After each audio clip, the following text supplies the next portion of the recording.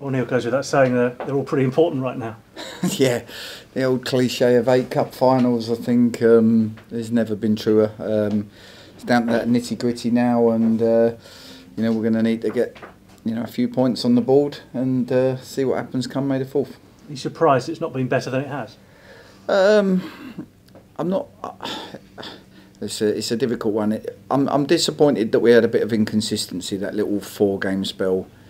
Where we didn't pick up the wins we should have, and we drew and then lost, culminating in the loss at Cheltenham, and that's ground that we kind of lost. But to then go and get the 4 points after is great, and we can only focus now on what's gone on before. I think pre-Christmas and up until the 31st of January, that was tough. With the group and the mindset and the problems that we faced. So obviously I'm disappointed. I always look at myself, but as I say, since February the 1st, I think we're sort of 7th, 8th in the league, and we're battling. We need to be a little bit higher, but we're pushing towards it. Because it just seems so inconsistent. You kind of end of Saturday thinking it's all right, not so going to be okay, and then the following Saturday you think, oh no, they're actually probably going to go down.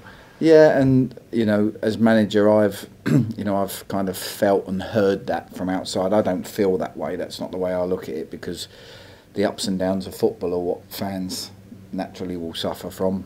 That's the highs and lows that come with being a fan. As a manager, I can't have the same highs and lows, so I have to, look at it, draw a line under it, improve from it, and look at the next one. And I go into every game believing, I believe we can win Saturday, and then I believe we can go and get 2 or 3 wins together, and so on and so forth. But that's just the way I am. That's my nature. I understand that fans out there will be, chewing their fingernails and worrying sick. 8 games to go. Do you know what you need? I wish I did. No, I mean, people say it's now 2 from 3. Logic would tell you that's, it wouldn't be far away from that, but you never know. All it needs is one of them guys on 41, 42 points to go 4 without a win, and before you know it, they're right in it. So, yeah, I don't know. I hope it's 46. I hope it's no more than 46, but if it becomes 48, we've got to, by hook or by crook, get there. If it is 46, that's still a Herculean effort to get there. Of course, absolutely. 13 points in the last 8 games. Anything really from Christmas onwards, and once you looked at that table, anything needed to be a Herculean effort anyway, and we did our best in the window to put a team together capable of being better than it was, and it has been, like you say, since February the 1st. We're 8th in the league, so we unfortunately we probably need to be top 5 or 6 to get where we want to go, but we'll keep striving for it. Do you think it is yourself 2 from 3, or do you think others might get sucked in? Like I say, at this stage of the season, you can quite easily, we've just experienced it, you can quite easily go 4 games without a win. So if you're one of them teams on 41, 42 points and you go 4 games without a win, you're stuck on 41, 42 points or 43 points, then you're going to go into them last 3 or 4, maybe needing a win, 4 points, 2 wins, and you never know. So at the moment it looks very much like 2 from 3, with us being one of them, but you just don't know. Last sort of 8 games of the season, at the top and at the bottom, strange things can happen. Because I suppose the thing is, the 3 sides at the bottom are not consistently picking up any form at the moment, or not picking up any results at the moment. No, and that's why they are where they are compared to the others. So all the others that are on the 41s and 42s, they've had a spell where they went on a run, and like Morecambe have, and other teams where they've just got themselves out of it. So it's not easy, and there's lots of pressure on it. But all I can do is find ways each game individually to try and get a result from that game. And you have to learn from your defeats, and I learnt quite a lot from the Cheltenham one, both in the disappointing way, but the fact that we were playing very ineffective football, or trying to play very ineffective football. So I stripped a few things back even more, and trying to find ways to pick up the points by hook or by crook. That's why I said last week, don't expect it to be free flowing and total football. We've had to go beyond that now, and with 8 games to go, we've got to fight for our lives. Is it mentality more than anything now? Everything, fitness, energy, mentality, all being on the same page. You know, you're going to face ups and downs. You're going to be behind in games. You're going to face defeats. You bounce back from them. We had that at Cheltenham. We bounced back with 4 points. So it's mentality of me, my staff, the fans, the players. We've all got to roll our sleeves up and give it everything we've got from 8 games. There's nothing else we can do now. How difficult is it for you to kind of keep calm? We touched on it earlier, but to keep calm in the midst of all of this, and people are worrying about Yeovil's result and Macclesfield's result, for you just to focus on what you need to? I'm all right at that. That's something that I don't get the highs. I get the lows of football, and I take the defeats hard. I don't take the wins and think that I'm Pep Guardiola all of a sudden. I just take the win, take a deep breath, a sigh, enjoy it for about 45 minutes, and then start thinking of what we're doing Monday and the following week. So it's been an unbelievable challenge, both on and off the pitch. And we've got 8 games now to pull off what could be the best achievement of my career, if we can do it. And I still believe we can. Is it surprised you what has gone on here, on and off the pitch?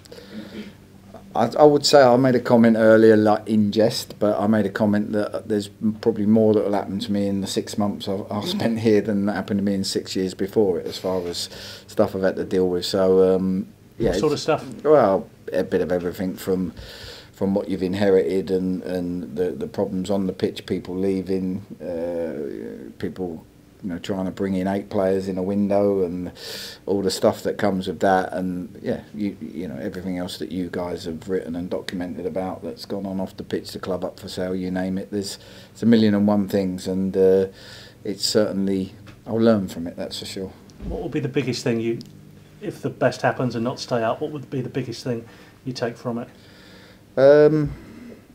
Probably there'll be a real satisfaction for me personally to have achieved something like that in the face of such adversity, because anyone can be good when they're winning games and they've got good players and they've had a couple of transfer windows and they've got it right. Doing it when you're under constant pressure at a big club that's really underachieved, that will be a thing for me that I'll look back on pride. But the most important thing is this club's got an incredible history, and to save that for the fans and for them to still have the proud title they've got, that will be the main thing that I'll take from it. Just finally, nuts and bolts, where are we with injuries and Jim O'Brien this week? So Jim, we're hoping Jim will be training tomorrow. He's had the stitches out today, so he's been doing some running work, and he'll join in hopefully tomorrow. So I won't have the answers to that. We've done loads of work today, but we'll know more tomorrow. John Stead's trained, so he's back in contention. So we've got, we're in a better place than we perhaps were for the Carlisle and Morecambe game last week. Good man. Thank you very much. Neil, when you assessed the video for the draw against Morecambe last week, what do you think you need to do better this time around? Take our chances when they come. No, I thought the game went exactly how I thought it would go. Morecambe are a very, very good counter-attacking team. When you commit people forward before you know it, they're down the other end. That's how they've won their games previous, and we needed to win the game. We knew that, but I felt that if we conceded on a break, that would probably be us losing the game. So we needed to make sure that one goal would be enough to win it. And I know, we've talked about attacking football and had 4 forwards on the pitch in the past, but I thought that we would create 1 or 2 good chances, and we needed to take them, and we limited Morecambe to very little. But there was a couple of points in the first half that we'd worked on during the week, and I turned to the bench and said, see, and they got it, where we was on the attack. I think it was once we were on the attack and Enzo puts a great ball in and Louis nearly scores from the cross, and it goes right across the face of the goal, and within 5 seconds we're 1v1 in our box defending, giving away a corner. And it was exactly what I was trying to guard against. I thought we did it really well, and like you say, I've watched back Enzo's chance, and they don't get much better than that. And if he could have taken his time and just put it either side of the goalie, we win 1-0, and everyone says what a masterpiece that was, for a result. What challenges do you think you face from Exeter this weekend? Very good passing team. Yeah, but they play with energy. Coxey went and watched them play Lincoln a few weeks back, and they on the day they were better. They press well. They the back players don't sit too deep. They push up the pitch, but they've got great energy at the top end. threats. You know, I've always been an admirer of Lee Holmes on the right. He can go either side, but they've got great energy. They look to get in behind you. Obviously Nicky Law from Bradford, so they've got some good players, and you know, no surprise that they're in the playoffs. But you know, we believe if we can, and like I say, each game I'll take differently. I'm not going to look and go, this is our shape for the rest of the season. I did that early on, and we went on a run where we couldn't win games. So we're going to take each game as it comes, and we'll pick the team and the shape for this game, and next week I'll worry about that. You know, if it's whether we disrupt a winning team, it's not a problem. We've got 8 cup finals, and we need to master the way to try and win each one. I was going to ask you about the Keon Atete. Obviously went to Spurs. These things never stay secret, so someone put him on Twitter and seen him score a couple of goals. What's the latest with him? Have you had any dialogue with Spurs at all? I've got no idea. That's something that the chairman's been dealing with from day one. So me, the academy staff, none of us really know. At the moment, as far as I'm aware, Keon's not fit. He's got a little niggle, and I've got no idea what's going on with Keon Atete. And like I say, the chairman was dealing with it, and couldn't tell you if he's had an offer, if he hasn't, if he's going, if he's staying. All I know at the moment is he's not available for me to pick. Oh, right, okay. His injury, how long do you think he'll be out? I think he's borderline fit. He's in the last couple of days of it, but that's one you need to go to the chairman about. And Steve Chettle remarked on the fringe first team players, I think, from the reserves in midweek, and said if he'd been at the game, you'd probably left asking why would you pick. Were we disappointed with the level of performance in the reserve? Listen, it's a difficult one because, like I said before, we've got such huge numbers here, and we did the best we could in January. I knew we'd need to sign a few in January, and we've ended up with, and it's a common phrase in football, what people call the bomb squad. It's not, you just got too many players you can't have 36 players doing an 11-11 on a Thursday or Friday. So these players, obviously, we try and keep them motivated. It's organised training, where they're going to train, and the sessions that we put on. And they now need to look, and if they're thinking they've got half a chance of maybe sneaking into the 18-man squad, that might be their motivation. If it's not, and it's someone's coming to watch me, I can get out on loan for the last couple of months of the season, that might be it. If it's not, I'm playing for a contract next season. And the players have got to motivate themselves for that, and if they can't, go out and beat a really young Doncaster team and run around and play with energy, it's sad, and that's what I think Chet's is most angry about. Brilliant, mate. You mentioned there's sort of 1,000,001 things for the club on and off the pitch. It's been a hectic season. Do you think that's distracted players at all? Is it something else that's sort of had to bear as well? I don't know. I think players, we all need to take responsibility from what happened in the summer and recruitment through to different managers, through to different myself included, through to the players that we've got. None of us have done well enough, and I include myself in that because I haven't got enough of the results I wanted, and that's left us where we are this season. So we all have to take responsibility. We can all go, oh well, there's been this or there's, and come up with excuses. I don't like excuses unless something that's really, really major that's stopping you playing. You can get through a lot of things, and at the moment we just haven't done well enough. We've got 8 games to turn that on its head and save the situation, look back on it and say, let's make sure that never happens again, and that's the aim now. We mentioned it last interview, just about this weekend, obviously historically is very important, the 125 anniversary. How much of, is that something players think about, the history, the legacy, and the state now? I would say to you in the past, in my era, yes.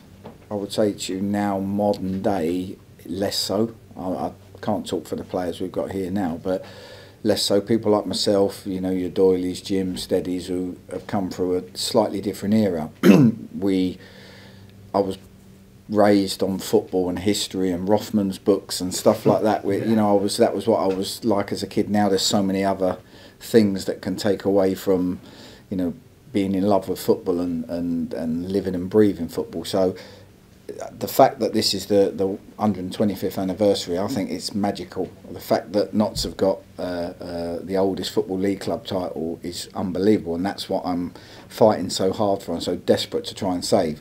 I hope everyone feels the same, and I hope that inspires people. It certainly does me, but then I've been a football man since the age of 6 years of age, That's it for me. Thank you. What do you think it's going to take for you guys to save yourselves from being relegated? Are you lacking motivation, or is it something that you really believe that you can do in the last game? I think we can do it. I think the players believe we can do it. The Cheltenham game probably told me that we were caught between a little bit between two stools. We've got a lot of good footballers. We're not a big, strong, powerful team, and we were trying to play but not playing in the right areas, and we got bullied. Since then, we've come away and we've tried to create a bit of steeliness in there and be harder to beat, and we've picked up 4 points, which is why again I make the comments. Whether we're home or away, we need to make sure we're in these games. We're not going to go and win in 4-1. It's very unlikely. We'd take 4 or 5 1-0 wins as a group and only being 3 chances in the games. We've got to do whatever it takes. So the motivation's there. We need that bit of, as any team does, a little bit of luck, but we need to try and put them percentages in our favour by the way we go forward, the way we run forward, the way we commit to our attacks. And we're trying to work at that as well as making sure that we're not gung-ho and 2-0 down by half-time. Fantastic. Yeah, there's the wins against Lincoln and Mansfield. Are they the sort of games that you look back on ahead of this Saturday, another ball-playing team? Yeah, I think from what I've seen of Exeter, they've probably got a lot more penetration than them two teams played. If them two teams both tried to play, but Exeter will try and get in behind us more. So that's a problem we're going to have to face. It'll be slightly different. I take each team now on its merit as far as we're preparing for this game. I don't think I can just go in there and say, well, this is how we play, and we just focus on us, because we tried that and we didn't win a game in 4. So we need to go, okay, how's the best way to approach this game? How are we going to give Exeter a real game, and what's the best chance we've got to win it? Now, we might not be good enough to win. We may be good enough to win. I think if we perform to the plan and work together, staff and players, and execute a game plan, we can win every game.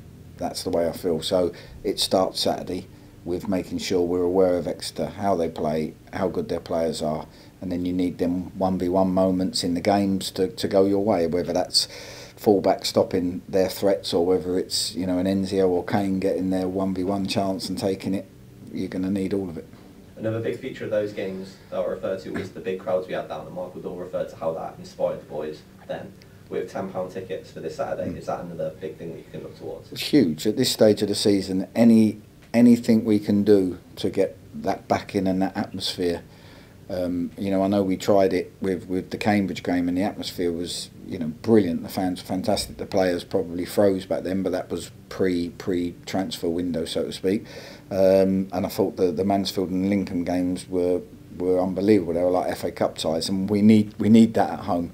We need that gung-ho, and if we can get more, if we can get that crowd into double digits, 10,000 and above, then it will inspire us. There's no doubt, because this group thrive on big games, and like you say, the Port Vale and the Morecambe games, the atmosphere hasn't quite been there, but we haven't created it enough. So we need to work together, us to get the crowd going, and that big crowd to get us going.